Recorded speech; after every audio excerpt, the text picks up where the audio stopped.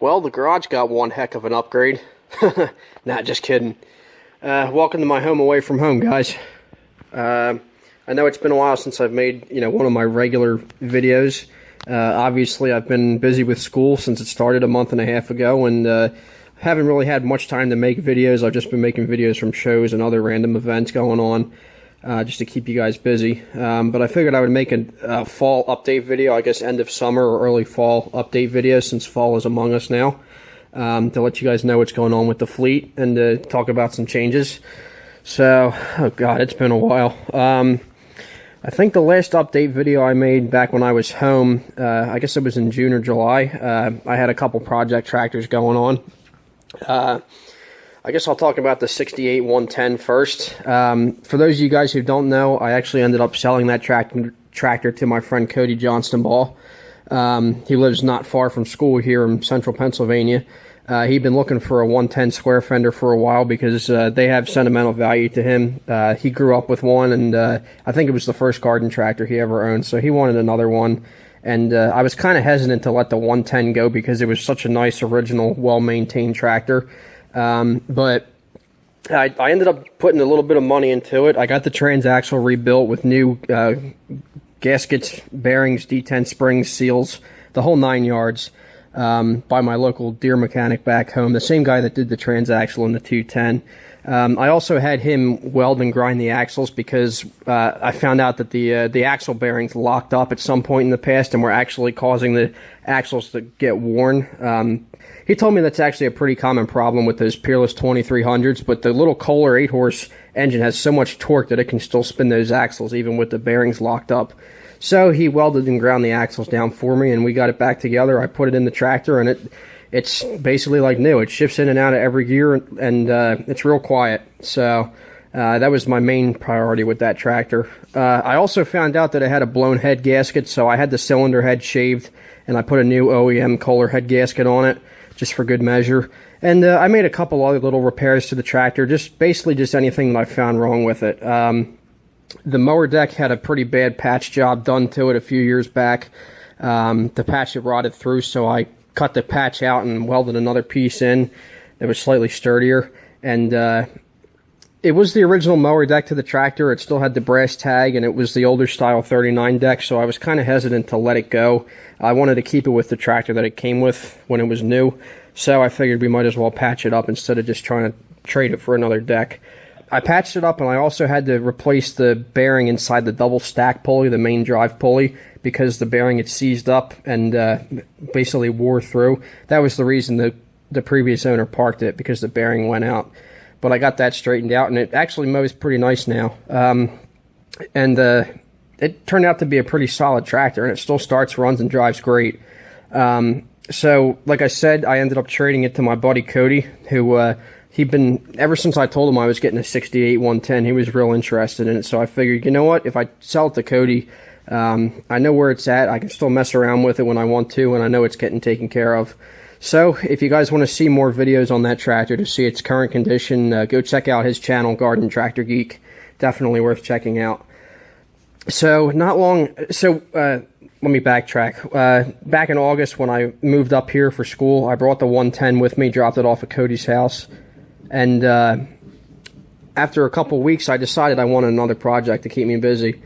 Long story short, Cody told me he was trying to get rid of his 316 because he just didn't need it anymore. He thought it was a little bit too big for his yard, and he just wanted to go back to a gear drive, at least for the time being. So we worked out a little deal, and I basically traded him the 110 for his 316 Kohler, as you can see here. This is a 1978 316. They only made this body style 316 for 1 year before they replaced it with the 317.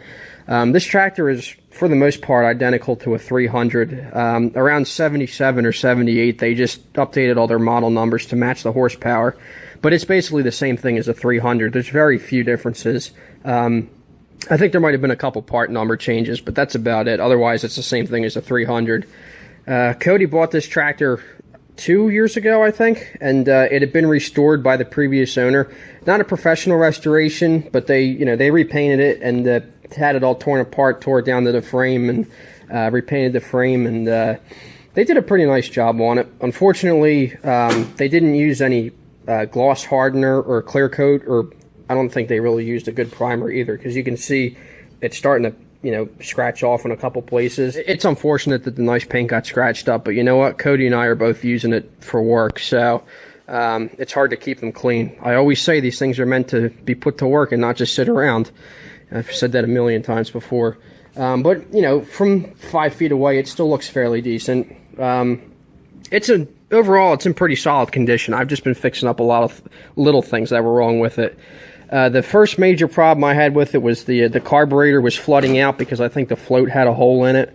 And it was actually the wrong carburetor for a K341. I tore it apart and found out that it was a Carter number 26 carburetor, so I just got rid of it, and I bought one of the new aftermarket $20 carburetors off of eBay. It's a Walbro replacement, or Carter replacement.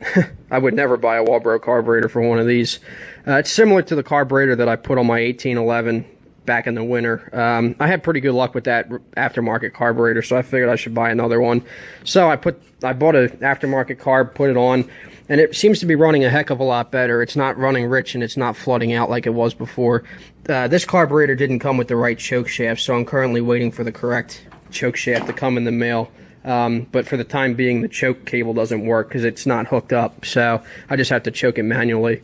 But that was no big deal. So that was the first main issue I was having with it. And I've just been fixing a lot of little things on it here and there. There were a lot of little hack jobs done to it. Like the previous owner had wired up an accessory switch in that little hole there, which I'm pretty sure was not supposed to be there. I think he drilled that hole, but the switch was actually broke off, so I pulled the switch out and I yanked the wires out that were with it. I tried to get the wiring harness back as stock as it was. I zip tied some of the wires just to tidy it up under there. I swapped the battery out of the 210 because I haven't run the 210 in a couple months. I'm not really using it, so this Interstate battery is still good. It's one of the best batteries I've had, to be honest. So I swapped it out and it's been working fine. The headlight harness was all hacked up, so I just yanked it out. I figured instead of messing with it, I just threw it away and I bought a good used one. I had to splice a couple connections together. You can see I heat shrink wrapped a couple of the connections, but I replaced the bulbs, and I also replaced the tail light bulbs, and the lights all work good now. So that was another little nitpicky thing. I think it's an OCD obsession, honestly. I'm very picky about keeping these tractors close to original condition, so I wanted to try and get all the little kinks out of it and get it back the way it was. Actually, just today I put these tail light lenses on. They're not mounted because I'm waiting for the gaskets to come in. They have a little gasket piece that goes behind them there. I ordered those at the local John Deere dealer, and I'm just waiting for them to come in. What else have I done? I got a new gas cap for it too at the Nittany Antique Machinery show a couple weeks ago. Just, you know, little touches. It's little things like that. And it has a steering wheel spinner knob, because you got to have one of those.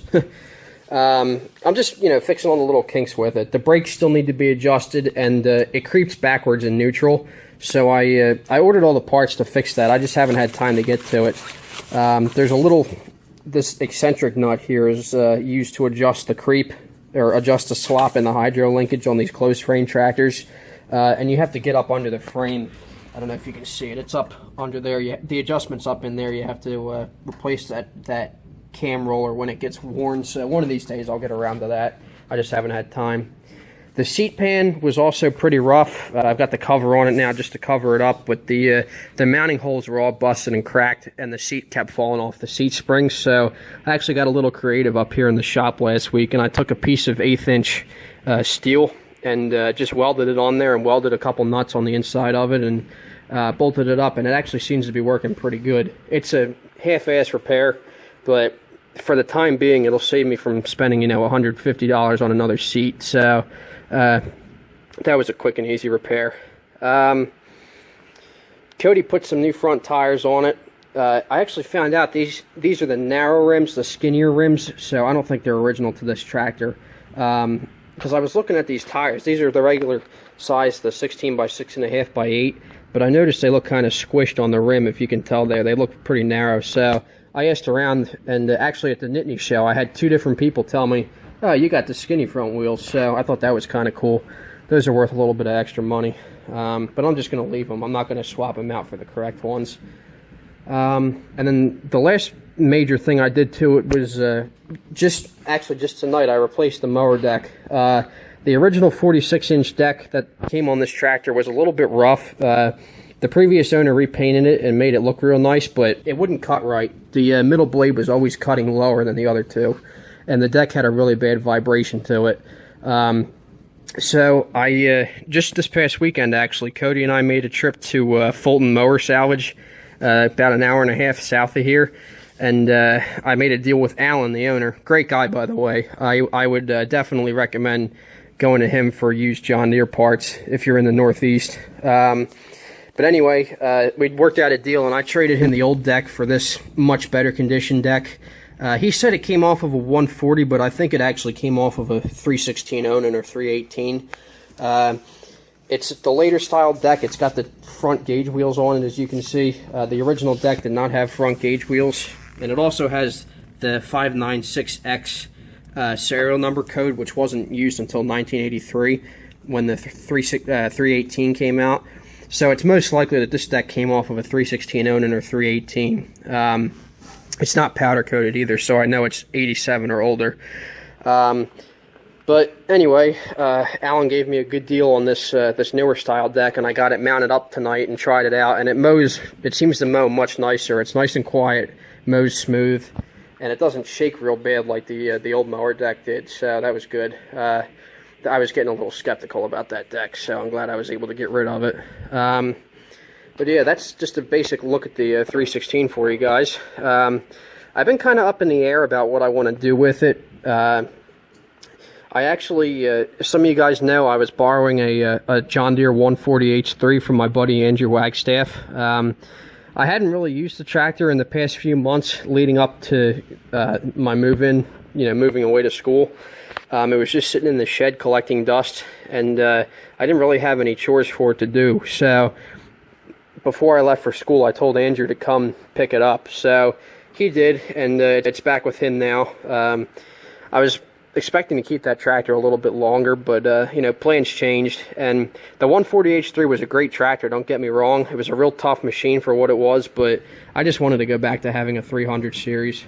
As I've said in the past, my ultimate goal after I get done school is to save up and buy a really nice original 318. That'll be like my my main work tractor.